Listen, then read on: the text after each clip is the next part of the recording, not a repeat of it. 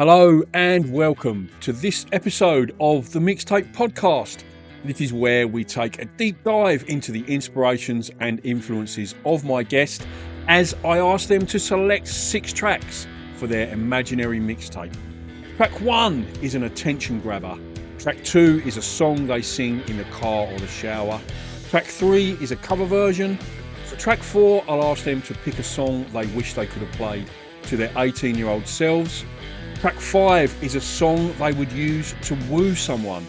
Track 6 is a track that my guest feels doesn't get the attention or recognition that it deserves. Track 6 is for Patreons only, so if you'd like to support the creation of this podcast, it's patreon.com/mixtape podcast, or you can check out the link in the description below. You can join for free or subscribe for as little as $2 a month. There's lots of other Patreon-only content on there, including the opportunity to ask guests a question and to have a personalised mixtape playlist curated by yours truly. There's lots of other ways you can support me, a like or a follow on social media. Again, there's links in the description for that. Or if you are listening on Spotify, you can smash the follow icon or you can rate the podcast. All of these little things go a long way towards growing the platform, and I really, really appreciate it. Thanks so much for listening, and I hope you enjoy this episode. No, sorry about all this stuff in the background. My partner put that up there. Oh, that's great. That's in the perfect. computer room. No, it looks a bit like a wank, but I didn't put them up. I didn't put those posters up. Yeah, that's good, because that's right on brand. That's what we're going to be discussing. Right, so okay, yeah, it's all good. okay. Yeah, okay, all right.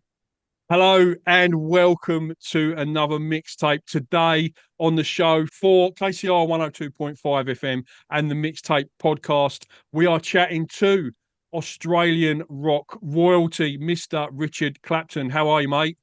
I'm really well. How are you? Very well, thanks, mate. So chuffed to be Good. chatting to you. Thanks for making the time. No worries, no worries. Now, it's 50 years, Richard. Prussian Blue, The Great Escape and Goodbye Tiger, you're reissuing those albums. Yeah. 50 years, mate. That's a long time to be going. Sort of, what are the major changes in the music industry you've seen in that time, and have you changed at all, you know, in that landscape over the last 50 years as an artist? Well, you know, as I think we all know, I mean, the change of the music industry in 50 years, last 50 years, has been a gigantic. It's more like a tsunami than a seismic shift, I think. Yeah. For me, it's getting a bit sad because I've obviously come from a time. I mean, I was born in Sydney, but I went to London when I was really young, and so I came out of this London, you know, hippie London in the late 60s. So I'd come out of that, you know, out of seeing Pink Floyd and the Stones, etc., like in London.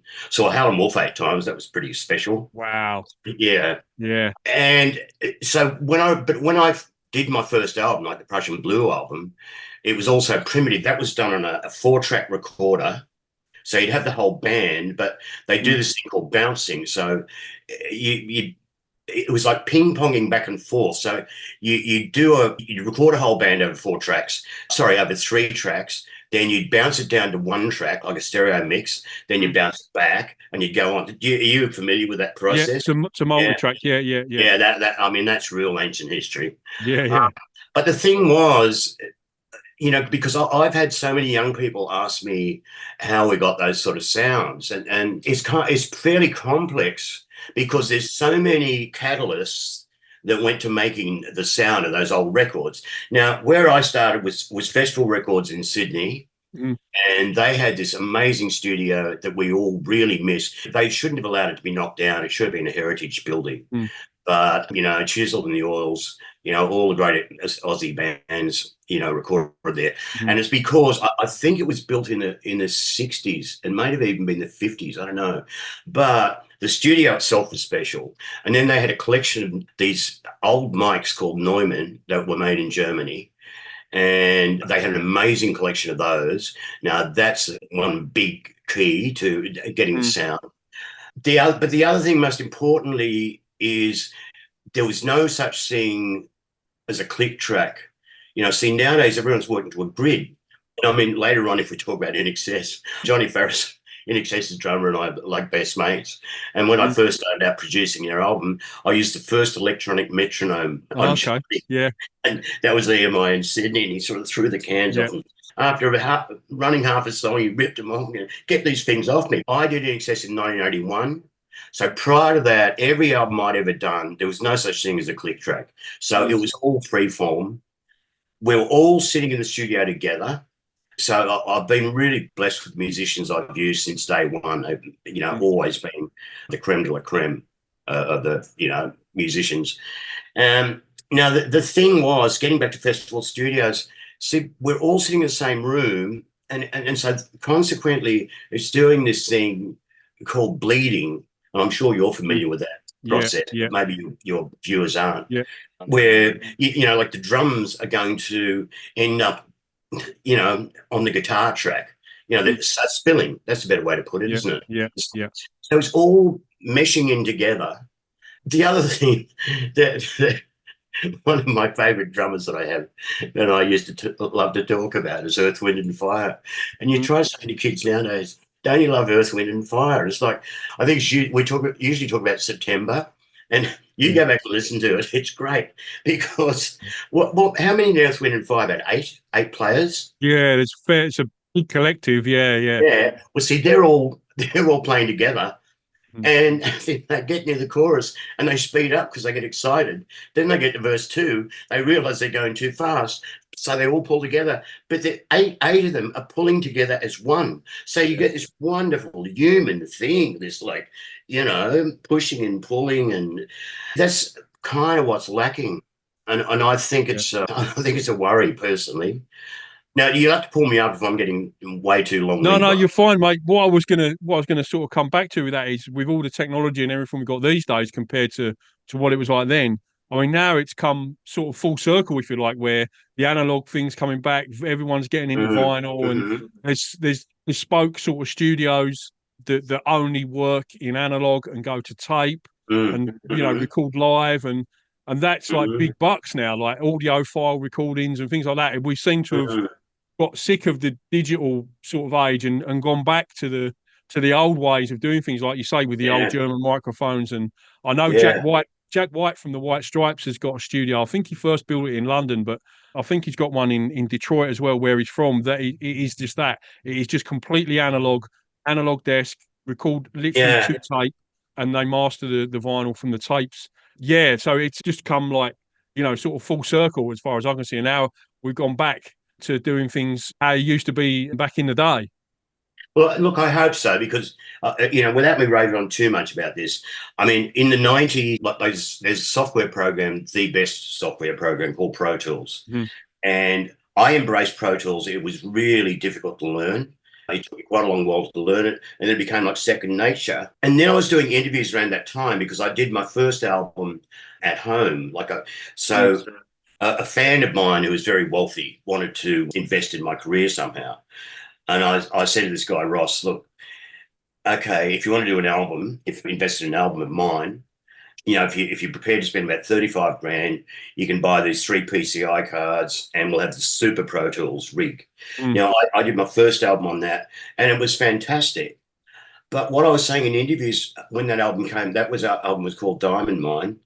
And when that was first released and I was doing interviews about it, I was trying to ram home the point that technology is absolutely marvelous. It's awesome, but you've got to be the master. You can't let the technology master you.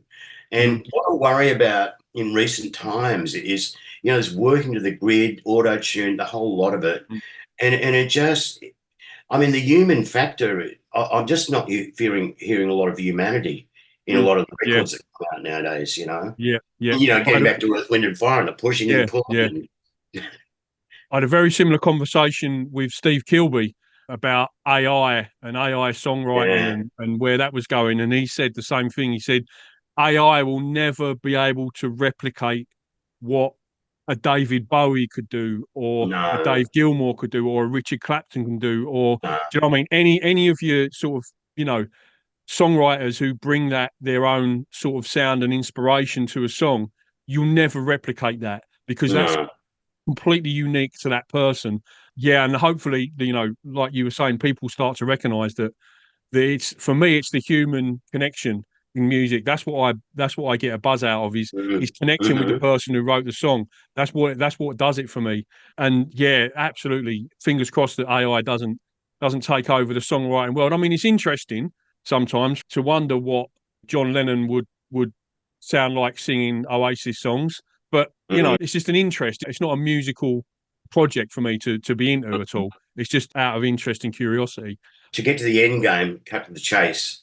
Like I recently had dinner a couple of weeks ago, despite the fact that I was an enfant terrible in my day with the music business. I've ended up after 50 years. A lot of the guys that Just were the you're just a record. terrible now, not less of the enfant. Yeah, yeah. Now I'm an angry old man. But no, anyway, at dinner, I was saying this to friends of mine who both ran record companies in their day. Anyway, over dinner, I had just heard that they'd done an AI version of Drake. Okay.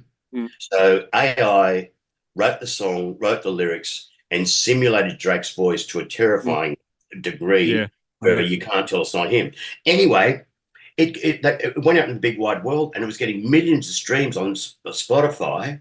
Then the guy who'd done it owned up and said, no, no, no, but I did that with AI. It's not Drake. Yeah, But yeah. but my mates that ran the music business is saying, mate, don't lay all this on us because the public come back and go, we don't care if it's AI. Yeah, We love yeah, it. yeah, yeah. You know, So with your reissues, Richard, the 3 albums that you've put out, they're available on richardclapton.com. Is that the best place for people to order? either there or Warner Music. Yeah, Still enough record stores in Australia that yeah, stock yeah. vinyl. You know, there's Songland in Canberra, and Mm. I think Red Eye's still going, isn't it?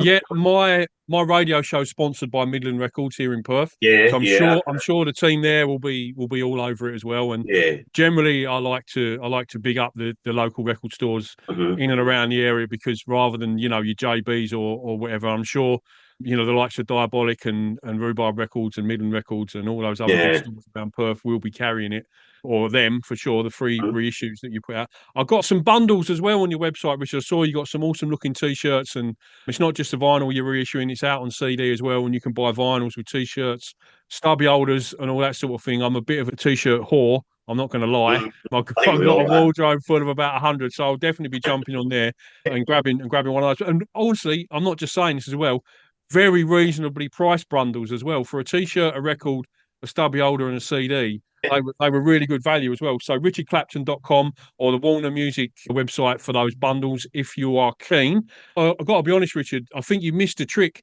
not putting Prussian Blue out on blue vinyl. That was crying out for it, mate. An absolute open goal for you there, and it's just come out Oh on no, black look, vinyl. But yeah, fair 'cause play.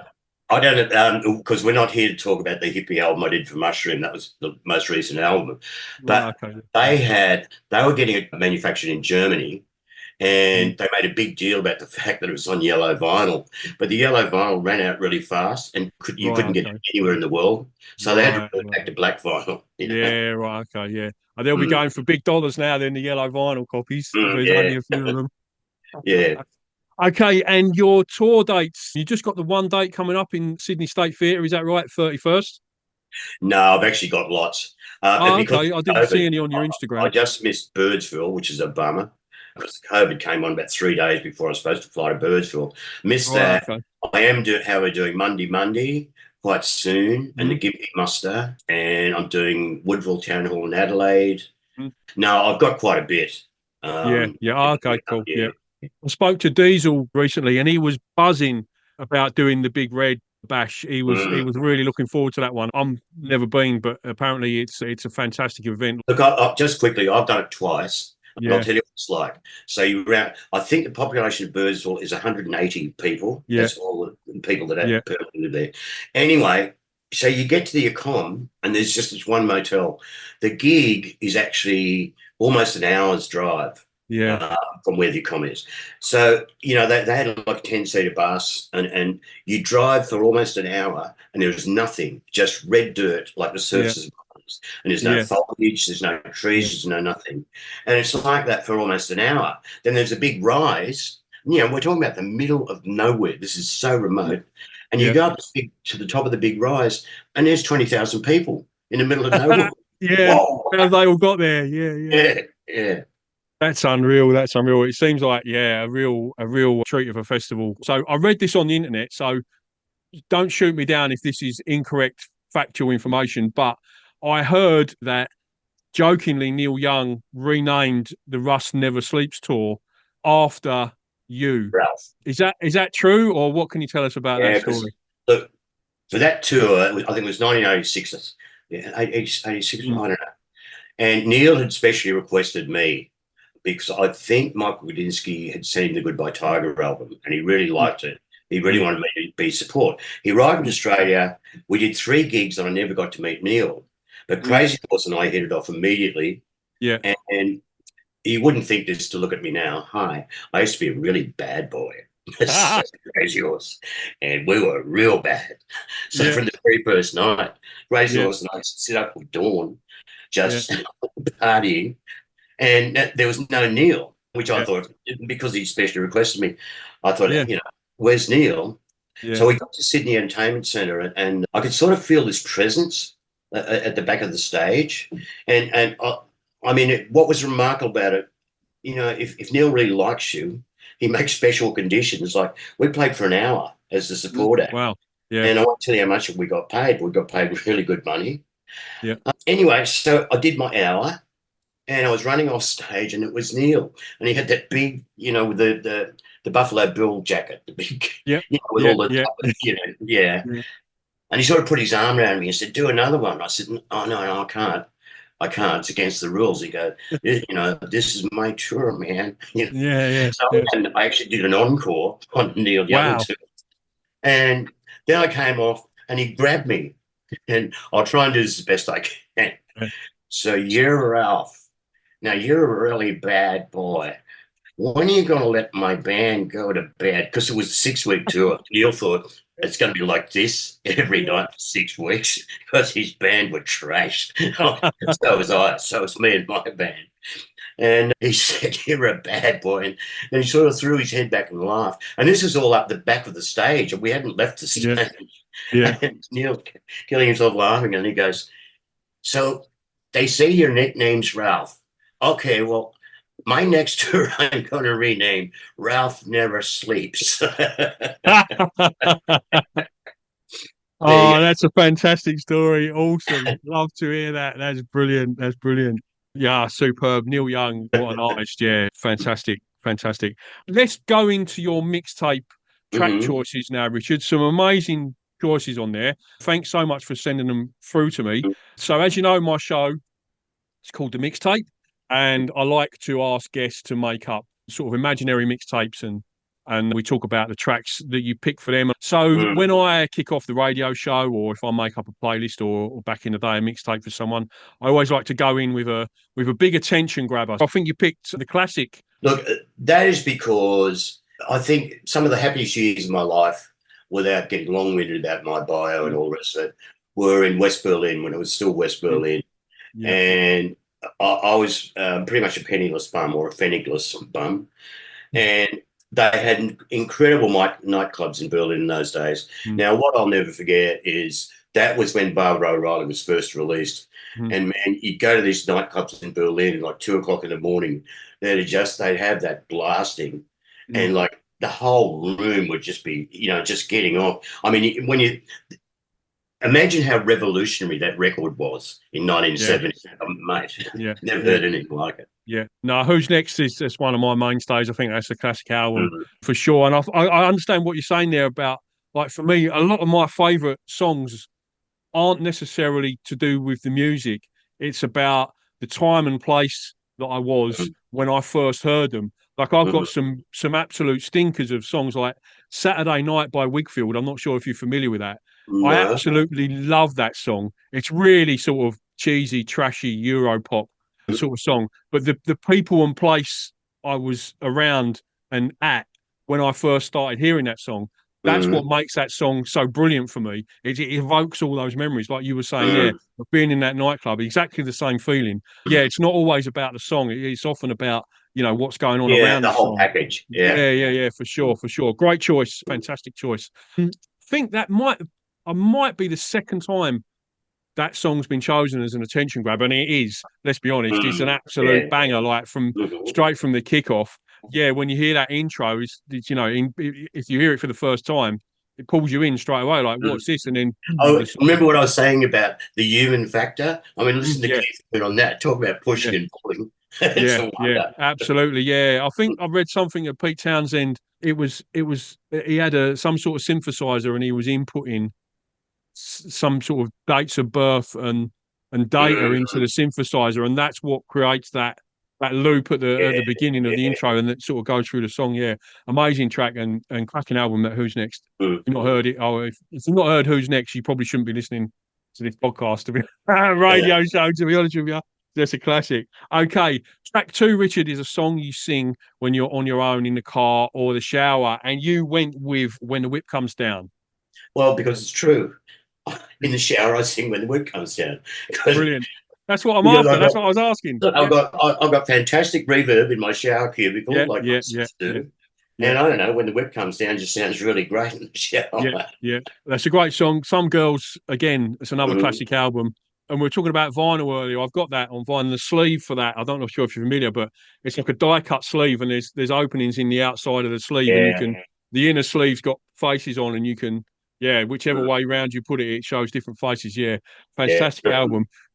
Have you ever toured with the Stones, Richard, or played with the Stones? Because I know. No.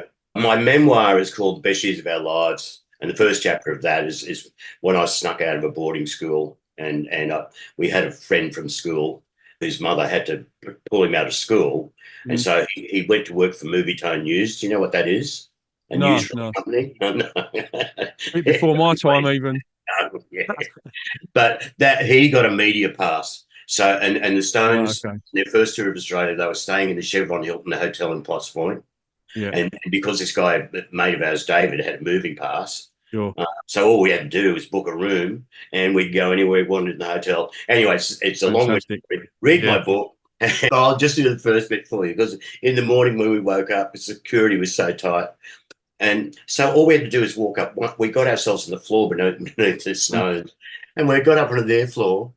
And Brian Jones is down the end of the hall with his door wide open, and he's just got the zither and auto harp, when you press the bars, it plays. And we just walked into Brian Jones' room and went, "Hi, Brian," and he was so wasted. It was about 11 o'clock in the morning.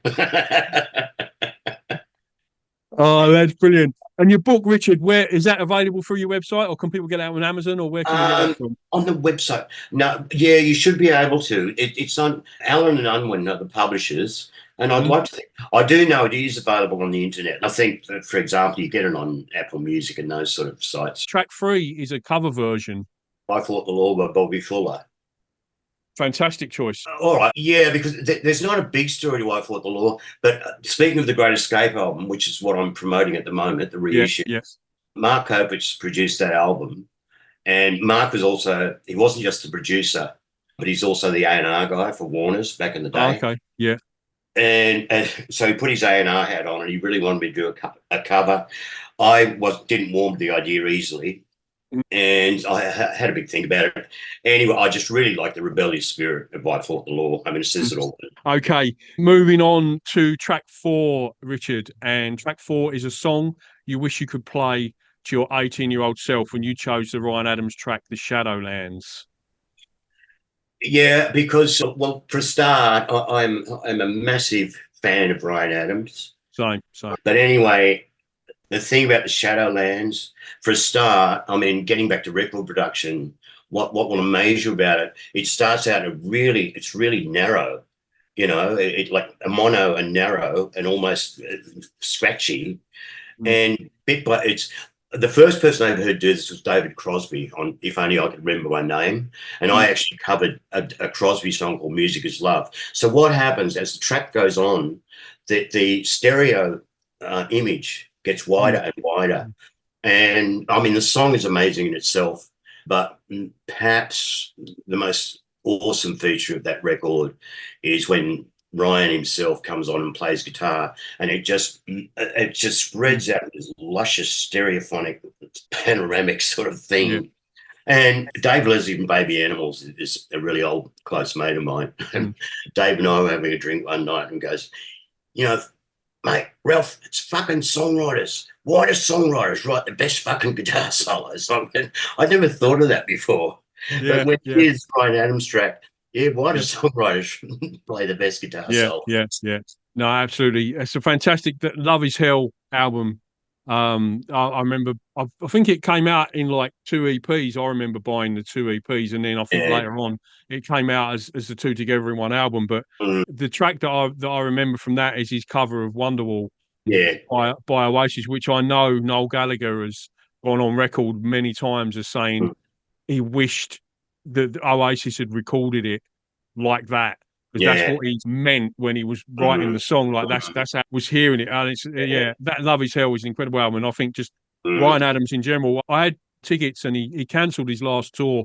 So his last gig dates in Perth he cancelled. So I missed out. But I've never seen him live, but I would absolutely give my right nut to see him in concert. I think he'd be amazing. The funniest story I always like to tell whenever Bryan Adams comes up on the podcast is he once kicked someone out of a concert for continuously requesting Summer of '69. Yeah, I heard that story too. Have you got time for my Bob Dylan story? Well, that is a perfect segue, Richard, into track 5. If you want to go there first, track 5 is a song you would put on your mixtape to let the listener know that you're like romantically interested in them. And you chose I Made Up My Mind to Give Myself to You from Bob Dylan. So yeah, tell us why you chose that track, and then hit us with your Dylan story. Yeah, my Bob Dylan story. Well, all Bob Dylan songs are the greatest songs ever written. So ever since I was a kid, about 13, and I first heard Positively 4th Street, you got a lot of nerve to say you are my friend, where he just resonated with a teenage boy. That song, it just did it all for me. That was my epiphany. Now, I could have, there's so many Bob Dylan love songs, but this one I think is really special. I also chose it because it's a lot more current than, just like a woman or something from the 70s or 60s or 70s. And see, once again, I get quite frustrated with the world. People just don't seem to be as aware of Dylan or Dylan's most recent albums or most recent work. There's another Dylan song from this century called Mississippi, which is, and these are true masterpieces, and that's not hyperbole. It's really a masterpiece. And I look, when Megan, my partner's giving me a hard time about when am I going to write a song for her, and I'll always put on this song, and I'll go, what, you want me to write a love song after this bastard wrote this? Oh, no, But it's the consummate love song. You couldn't do it. No, absolutely. And talking about later Dylan stuff, it's an unpopular opinion, but I'm of a sort of similar mindset to you. Like I prefer, I can't remember the name of the album now, but It's Not Dark Yet and Standing in the Doorway Crying. I can't remember the name of the album, but that album is incredible. I think that's one of his best albums, and I know that's not, considering Freewheeling and Highway 61 and all of those. That is one of my favourite Dylan albums. I think his later stuff has got as much value as his early stuff for sure as a songwriter. The other thing to say about Bob Dylan and the mixtape is, and I say it every time, you'll be, I think, episode 62, Richard, of the mixtape. Dylan has featured in easily 20 of those, either as picking one of his songs or one of his songs as track 3 as a cover version gets picked all along the Watchtower, gets picked all the time. Yeah, Walter Trout picked Girl from the North Country. Yeah, it's just Positively 4th Street. A Perth band chose that as their track 4 as well. It gets chosen all the time. I've never actually done the stats, but he comes up so often. I had John Steele, from the drummer from the Animals, the original drummer from the Animals, and when a story starts with "We're on a pub crawl with Bob Dylan through Greenwich Village," you think, this is going to be a good one. And he was saying that he said that Dylan told him that he heard their version of House of the Rising Sun, which is obviously a cover of his acoustic version, and he heard the plugged in version, and that's what made him plug in and do like a Rolling Stone and all, and then took him away from sort of the acoustic guitar. But yeah, what more do you want from a songwriter? Like you say, when you hear a song written as well as that, you just think, well, yeah. Why am I bothering? It's put me in good stead because my whole life, Dylan sets this benchmark, and You know, Yeah, if you're a really genuine, pure songwriter, you just want it's like, yeah, I want to be yeah. that guy. Absolutely. And finally, for your mixtape, Richard, track 6 is something that's a little bit sort of obscure, or maybe you think doesn't get the Mm. recognition it deserves. And you chose Elephant, Jason Isbell. Um, yeah, because I see, getting back to my concern about the way music's going, Mm, the human race really needs music. And you know, reflecting back on what I was saying about Drake, you know, the AI mm, version of Drake, where yeah, the public come, we don't care. yeah, Now, Elephant is about, I don't know if it's an imaginary female partner or girlfriend or whatever. She's dying of cancer, mm, which I think is almost every human being nowadays can relate to. mm, Now, this song, I mean, speak about setting benchmarks. I mean, this resonates, it's for some people it'd be a really difficult song to listen to. mm. But you will play this on the podcast, right? You play this song, Yeah, so and on the radio show, I drop the songs in between the chat, but yeah. on the podcast, because the music's licensed content, I can't play the song. But what I do is Uh, I make up a Spotify playlist with all your tracks, mm, and there'll be tracks from mm, Prussian Blue and The cool. Great Escape and all of those in there as well. And I'll link that. That's in the description to the podcast What I'm as trying well. to say about this song and why I think it's important, and I wish could get more recognition, is I mean, I know Jason Isbell's career is doing really well, Mhm. but this really resonates with human beings, and I really believe human beings, the human race, really needs music. Now, one of my daughters lived in Tokyo for about 6, 7 years, and I used to go up there every year. And Tower Records, they have a record store in Tokyo. Can you believe that? Tower Records, you know, Yeah, and on the side of Tower Records, in huge neon letters, it says "No music, no life." And yeah, you go, yeah. that's my philosophy. That's a great album title. That you can have that one. Yeah. That's a good. If you do ever get to volume 2 of your memoirs, that'd be a great title for that as well. Yeah. Just to round things out, Richard. Finally, future plans. Have you got any plans to tour any further outside of the eastern states, or any more recording coming up? What have you got coming up in the sort of near future for you? Not in the pipeline. I look, I was befriended by Terry Blamey, who was Kylie Minogue's manager for many years, Mm, and Terry retired and started turning up to my gigs. And I was a bit of a loss for direction in terms of writing songs at mm, this time. This is a few years ago. And I got a gig in San Francisco, and Danny Spencer, my guitar player, and I went over and did the gig. I hung around Ashbury for 3 or 4 weeks, came back, had a night with Terry, and you know, I was raving about San Francisco and how much I'd missed the place because I hadn't been there mm, for years. mm. And at 1 o'clock in the morning, Terry goes, we've got to do an album of hippie anthems. Now, as I said earlier, I'm not known for cover versions, so Mm. I Yeah. really didn't want the idea easily, let it percolate. And it's really, I'm still a bit pissed off at what happened in that album because that was my first #1 album in a long Mm. time. Wow. Yeah. Now that is all cover versions. Yeah. You know, we can't talk about it in your podcast, but you know, it's all those great hippie anthems. I think your question was, what plans do I have for the future? Yeah. I'm Yeah. a bit stymied at the moment because that was my plan for the future. While we were curating the songs for Mm. the hippie album, which is all Laurel Canyon, Haight-Ashbury, you know, Yeah. it's all Yeah. Crosby, Yeah. Stills and Nash, Neil Young, Yeah. blah blah Yeah. blah, Dave, you know, and while we're curating that, like Terry, I mean, Terry's in London at the moment, and Mm. I'm a London hippie from way back, Mm.